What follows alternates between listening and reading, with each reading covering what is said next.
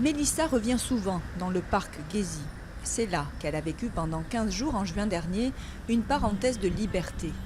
Étudiante en philosophie, Mélissa, 23 ans, ne voulait qu'une chose, sauver les arbres du parc Gezi.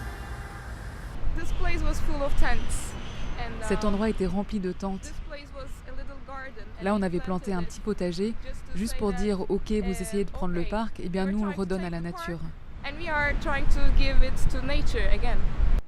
Au départ, une poignée de militants écologistes, ils se sont retrouvés quelques jours plus tard, des milliers, à vivre dans le parc transformé en une sorte de Woodstock sur Bosphore.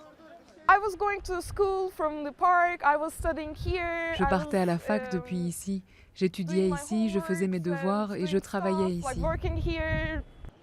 Un esprit Gezi naît rapidement de cette joyeuse confusion. Chacun nettoie, apporte de la nourriture pour la communauté, séances de yoga et bibliothèques sont mises en place. Une période magique pour Mélissa.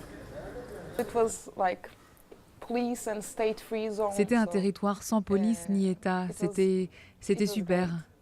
Le mouvement a rapidement évolué. Des dizaines de milliers de personnes se sont retrouvées dans la rue pour dénoncer le gouvernement islamo-conservateur de Recep Tayyip Erdogan et sa dérive autoritaire. Le 16 juin, l'aventure prend fin. Dans un nuage de gaz lacrymogène, la police investit le parc pour en déloger ses occupants. Mélissa et ses compagnons ont appris une chose, leur voix est désormais audible, rien ne sera plus comme avant. People died for it.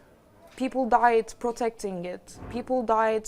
Des gens sont morts en protégeant le parc, des gens sont morts en manifestant dans toute la Turquie. On ne reviendra pas en arrière. S'ils essayent de le démolir à nouveau, on reviendra nous aussi, encore et encore. Un an après, le bilan est mitigé.